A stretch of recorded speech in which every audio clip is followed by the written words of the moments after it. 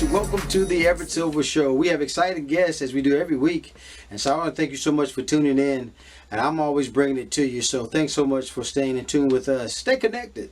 You're watching the Everett Silver Show.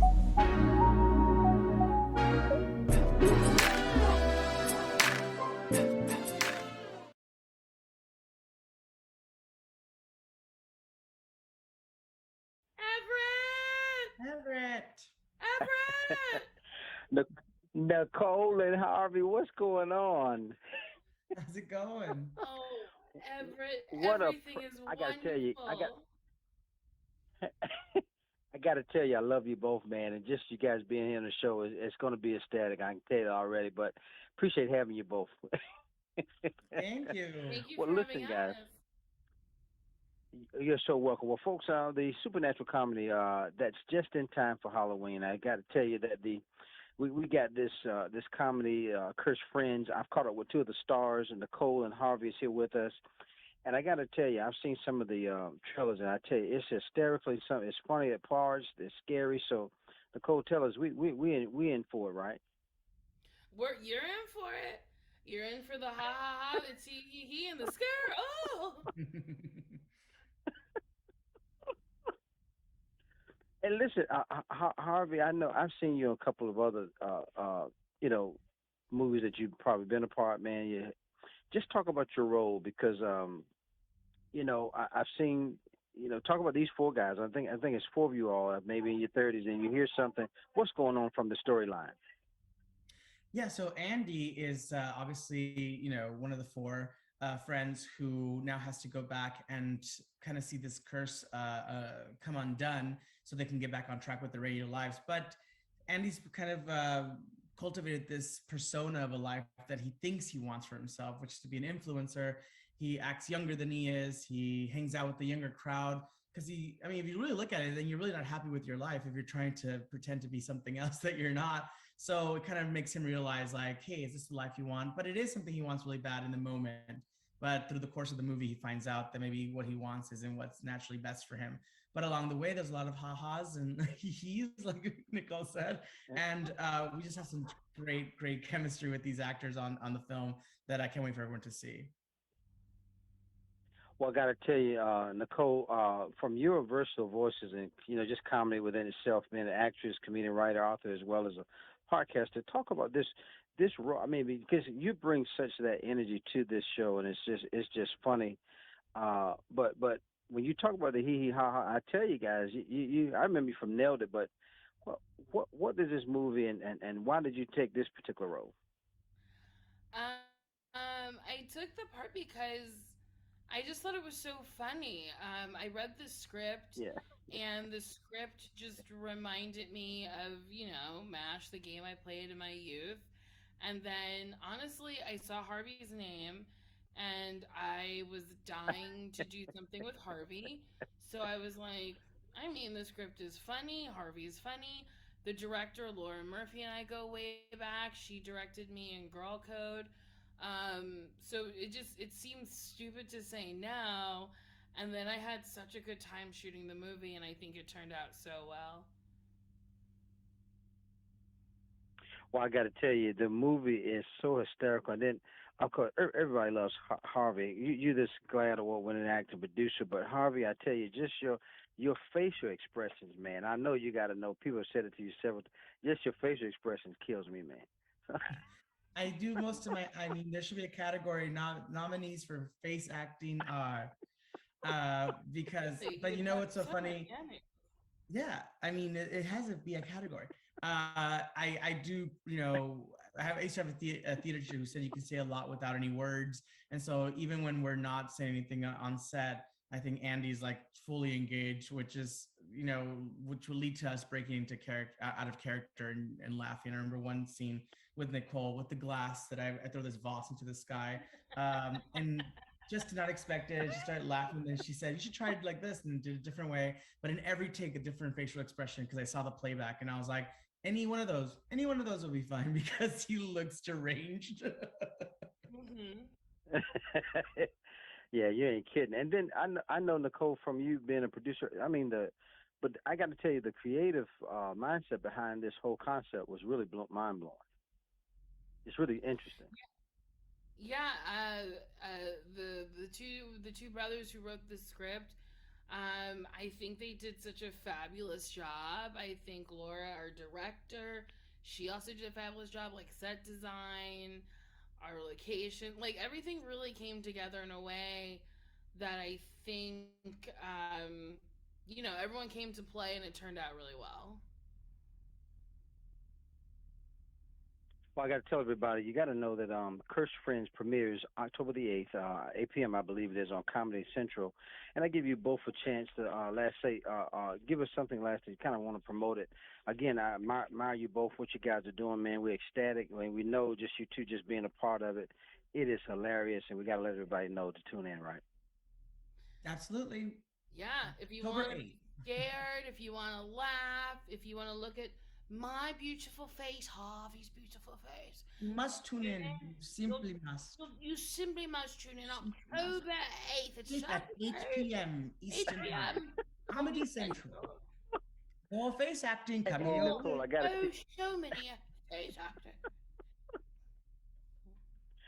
I got to tease you, Nicole. Did you cut the nails? I'm just playing.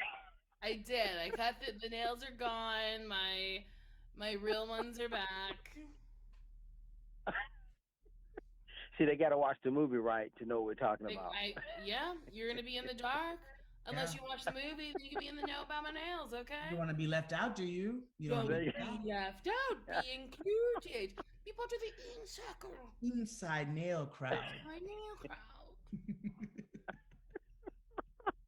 Guys, you got to make sure you get it. Curse Friends, I tell you again, premieres October the 8th, 8 p.m. at Comedy Central. What a privilege to have Nicole and Harvey. The guys, thanks for doing the show. Love having you, man. Thank Thank you. you. Have a good one. And happy All right, you too. Bye bye. Halloween. Happy Well, guys, thanks so Halloween. much for tuning into the Everett Silver Show. Stay tuned. Don't turn that dial because we got more exciting guests right here on the Everett Silver Show. Be back in a moment.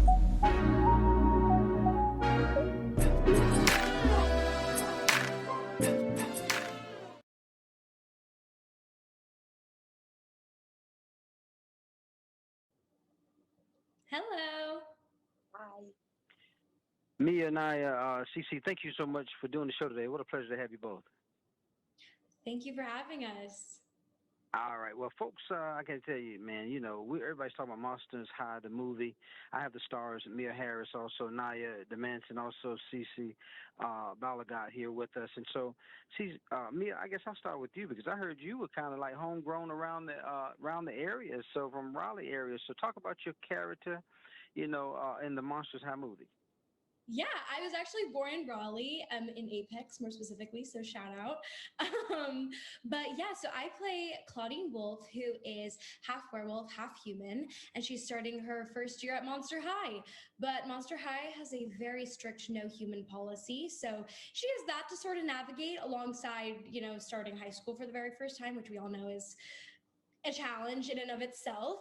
And then we just kind of get to follow her on this journey of self discovery and self love and learning how to confidently be her true self. And then I know Cece, and I guess I'll start with you because I know that she's got to have some classmates, and I think you play Frank. But talk about your character as being a classmate of hers.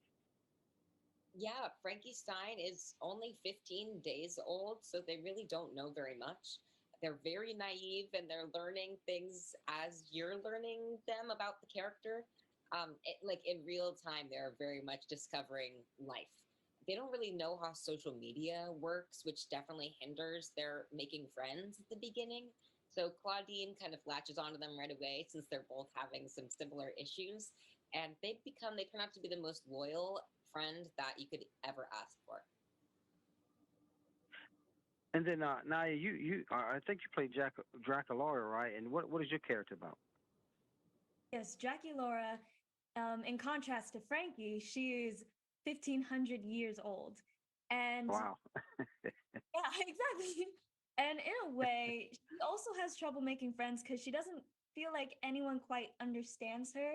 She is the daughter of Dracula, and that kind of scares some people away. And she's held to high expectations. But then when they discover that she does witchcraft, which is a human habit, they automatically find love within each other and accept their secrets and then learn together. Like, it's okay. You don't have to hide that part of yourself.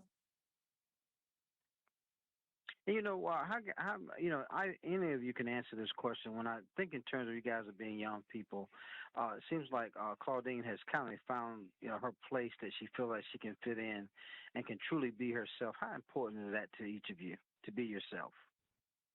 Oh my gosh, I think authenticity is so crucial. And I mean, it's difficult. I mean, it's a really hard thing to confidently be yourself, especially in an environment that is not always so receptive to that. I mean, Claudine Wolf is in a school where part of her identity is not welcome.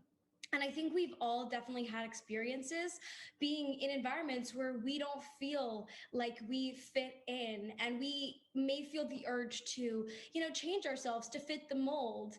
But I think this movie does a really beautiful job of showing that by being your true self, by being the most real and honest version, that is when you will find the people who truly love you and will be there for you through thick and thin. And then Cece's, there's always a plan though to kind of destroy the threat is to reveal identities there, and that's something that there's always like that. That's kind of like real life issues. Talk about that plan as far as the movie is concerned. Oh, yeah, absolutely. There is, well, no spoils here, but there is a secret plot to destroy the school. And the school is alive. It's this character in itself. And it kind of expresses like a sort of like disease, I guess, symptoms because there's something wrong, right? It's like a live animal. So it starts to show that there is something really wrong. And as the audience, you're guessing to see what it is. And for a long time, and you know what? I'm going to stop because I know I'm going to spoil it. So careful. And then Naya, I'll let you in. I'll let you I'll let you in with this is that how is important it is to just whatever you're going through, whether it's the monster's heart finding their way to save it. It's great when you're alongside friends, right? Yes, Absolutely. for sure. And I think that Draculaura, she learned that the most in this movie because she started off very independent and she did not want to let anyone in. But then when she sees these two beasties, she's like, I want some of that love. And so Right. they really accept her. And once you're your authentic self, then you find your people. Man, what a great time with you guys, man. I mean, such beautiful setting up the movie. We want to make sure everybody knows Monster High the movie premieres this Thursday, October the 6th, 7 p.m. Eastern Standard Time. Our end of it. Nickelodeon also streams the same day, guys, on Paramount Plus. What a Mia, Nayah, Ceci, thanks for doing the show. What a pleasure to have you guys. Thank you for having us. You're so welcome. Bye. More guests coming your way. Don't touch that dial. I'll be back in a moment.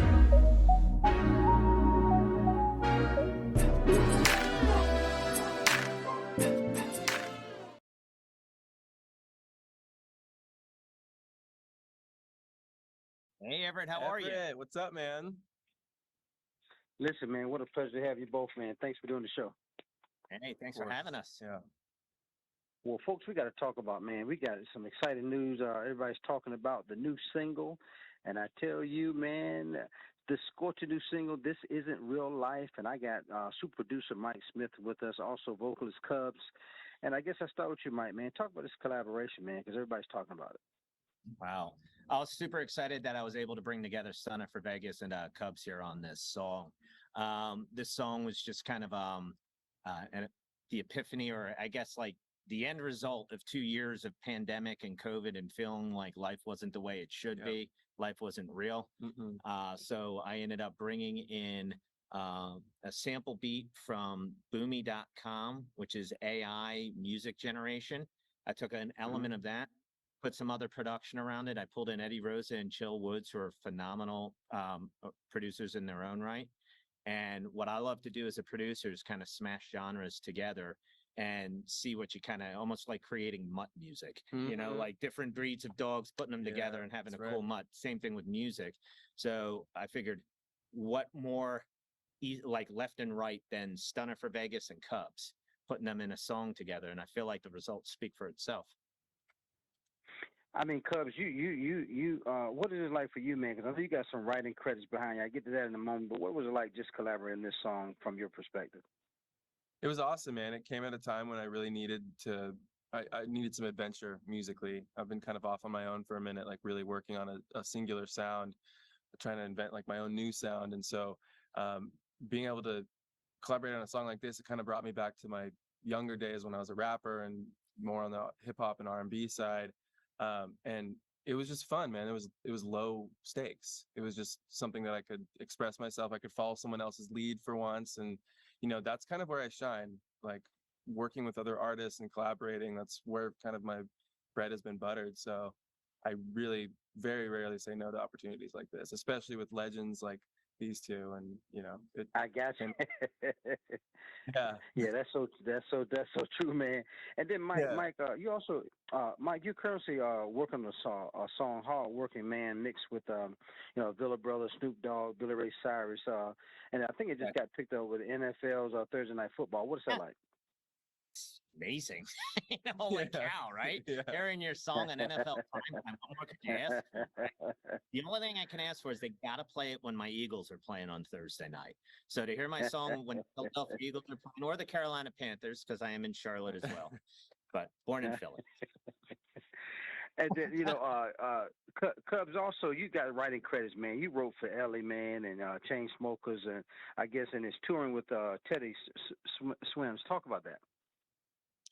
Yeah, well, as far as the writing goes, like I came down to LA, I wrote about a couple songs about my first girlfriend, real traumatic stuff. And then they immediately got picked up by some of pretty much the biggest artists at the time. And so I was 6 weeks into living in LA and I was getting a platinum record already. And that kind of just snowballed for like a very meteoric rise for the first couple of years there. And once I had that song with Cheat Codes and Fetty Wap, that's kind of when I was introduced to the world stage on late night, Monday Night Football, late night shows and halftime shows. And, it was a super charmed beginning. And, for a lot of artists, like it's the tip of the iceberg, right? It's 10 years of struggle or whatever. And then people only see what's at the top, but I kind of just shot right up to the top, really quickly. There was a lot of hard lessons that I had to learn up there that quickly. And so, I've finally equilibrated and figuring out my path. And it's just been awesome. And I'm so blessed. And I just got to say, man, Mike, just working with the you talking hip hop, man, Stunner for Vegas, man, I was looking at a lot of the stuff, man, and this song with itself, it can't be any last minute things you got to say, because we know you can get This Isn't Real Life new single available on all platforms, right? Right. That's exactly right. Yeah. And as far as Stun is concerned, he's awesome to work with. Wish he could have been here today. He got stuck with all the cancellations, with all of the all hurricanes, unfortunately. Yeah. But yeah, check it out everywhere. This Isn't Real Life. It's on Spotify, YouTube, anywhere you can grab your music. That's where it's at right now. Yeah. Well, man, what a pleasure again to talk with. I'm telling you, legends, man. Really, in my eyes, man. Super producer Mike Smith, also, man. Cubs, guys. Thanks so much, man, for what you guys are doing, man. And much success to you.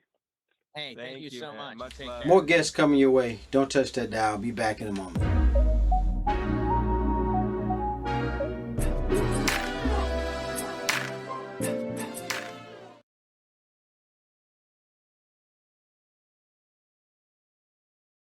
Hi. Hi, Kheris. Well, first of all, what a pleasure just to have you, and thank you for doing the show. Thank you so much. A pleasure to be talking to you. Well, I tell you, I'm so excited about it. Well, folks, Kheris Rogers, the world's youngest designer, showcased her clothing line at New York Fashion Week. Also introduces an inspirational book, children's kind of picture book. It's called Shine Bright. And now the 16-year-old model, dancer, singer, actress, also designer, discusses how being bullied in school because of her dark complexion inspired her work. So I tell you, Kheris, you are doing something that's extraordinary. And let's talk about Shine Bright. Yes, thank you so much for that introduction. I feel special. Shine Bright is about a little girl named Imani who's trying to find friends in her community, her skate park that she's going to because she loves to skate. She obviously needs friends to skate with, to make her feel more comfortable and have a little bit more fun. And so the kids that she finds, they're telling her that she looks different from them. And, that kind of shakes Imani up a little bit because, she's never heard that before or anyone tell her that she looks different. So, she's looking at herself like, dang, what's different than me? My skates look like everyone else's. My clothes look like everyone else's. They might be have a little more jazz to the clothes than herself, but, she doesn't feel like she looks different. Like we're all human. And so, she goes home and she tells her sister this, and her sister's trying to uplift her and kind of help her find her confidence again because that really brought her down a little bit. And now she has no self-esteem in herself. And her sister's telling her to shine bright, be who you are, because these people maybe you never know what they're going through at all. And her sister's just helping her going through that journey of finding herself again and finding her confidence. And she goes back to the skate park and she lets him know, oh baby, I'm flexing my complexion at the end of the day, period. And that she loves herself no matter what. And that's just a little bit of what the book Shine Bright is about. Well, I got to tell you how you've taken and just in given such an empowering story to make it. I mean, this is your own personal story. How does it feel, though, Kheris, to know that this has taken off the way it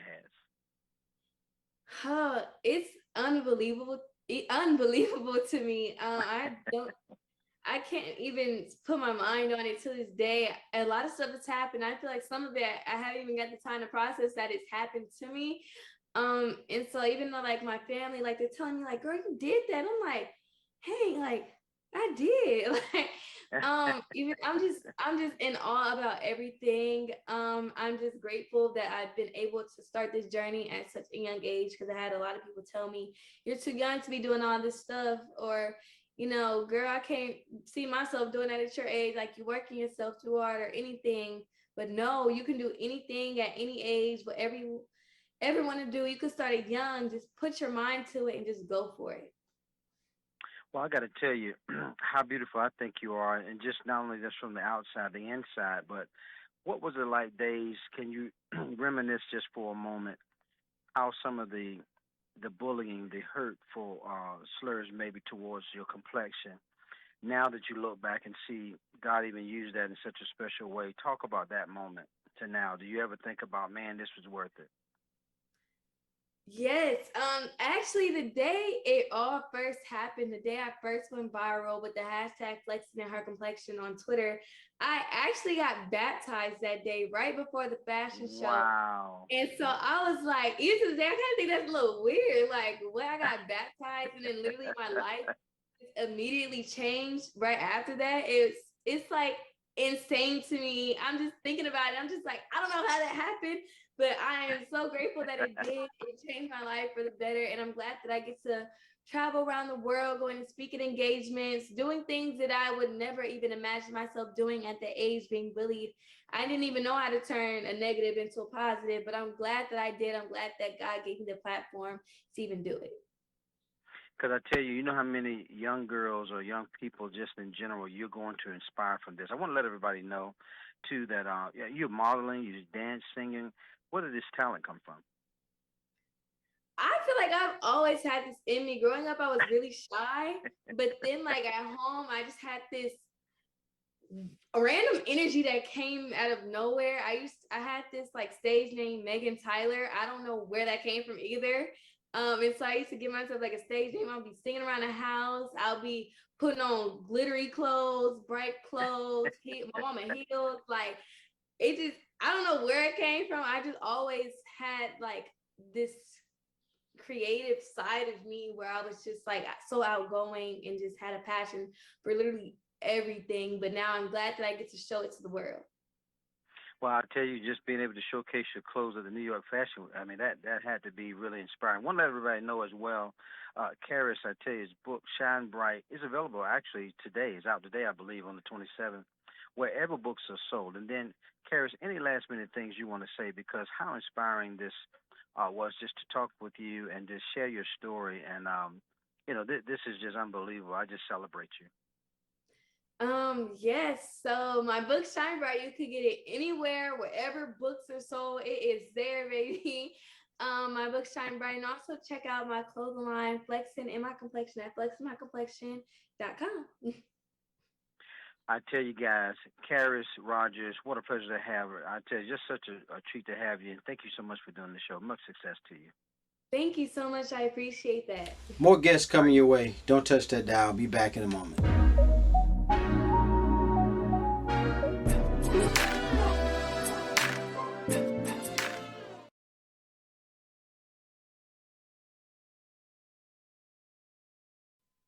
Hey, Everett. Adam, what a pleasure to have you, man. Thank you so much. Yeah, super excited to chat. Well, folks, I'm talking about I have the one and only Adam Silvera here with us, man. New York Times and USA Today best-selling author. I got this. We got to talk about the new. I tell you, this First to Die at the End. What has got us all on the edge, man? Talk about this book, man, because everybody's talking about this, prequel to, So what you got? So talk about it. Yeah, so The First to Die at the End is a prequel to my other novel, They Both Die at the End, but you don't need to have read They Both Die at the End to appreciate this one. Both books are set in a universe where an organization called Deathcast calls and tells people when they are about to die, and they can't tell them how they will die or what time exactly, just that today is the day and they are never wrong. And in The First to Die at the End, it actually takes place on the very first day of the Deathcast program and explores what happens when one boy receives the very first Deathcast call. And I'm talking about, when you think in terms of, man, where do your creativity and your writing, where do you get that from, man, your drive? Yeah, I grew up in the South Bronx, which there's a lot of hustle energy that comes from that beautiful borough of New York City. And, my mom really nurtured the creativity in me and my imagination. She would always bring home notebooks and just, printer paper for me to like tell my stories. And I've been writing since I was 11 years old. So I think it's just always been in me. I was thinking about just the imagination, but when you're taking people down the road, man, when you think in terms of just death, how do I accept that? What does it feel like? What am I going to be doing? One thing that stuck out to me, you had something that kind of reached out, man, was telling us to really remind us to live life to the fullest. How important is that? Yeah, I really think that during the pandemic, we really came to not take things for granted anymore, not take our lives for granted anymore. How many people switched to new jobs or, exited relationships that weren't working for them, found love in new places. And I think that that spirit is so true through the lines of my novels. And I certainly have been living my life a lot more boldly and living up to the messages of these books since writing them. And then we want everybody got to know that The First to Die at the End is available, I believe, today actually, wherever books is sold. And then, what do you want people to know, Adam, when you think in terms of, how do I spend my time? Is it you think you're calling us to look at that and how we live our lives? Yeah, I just want to ask people regularly, if you were on your deathbed right now, what would you regret not having done? And then think about if that's going to feel like such an agonizing, aching loss for yourself. And it's like, okay, well, you're not on your deathbed right now. So go do that thing. Go do the thing that's going to be really fulfilling to you and make you look back in joy when you're ultimately on your deathbed in hopefully the far future. And I got to say this last thing because one of these quotes come from you. But when I think in terms of, man, your success, best-selling author, They Both Die at the End, more happy than not. History is all you left. That was really the one that just jumped out, just the title within itself. What impacting thing, last impacting thing you want people to remember about Adam? Oh, that's such a beautiful question. I want people to know that I lived. I'm someone who has struggled with life a lot. I'm someone with I've struggled with like suicidal thoughts and urges in the past, and I'm here and I'm living my life very proudly. And I hope that's how people remember me, that I'm a survivor in a lot of ways.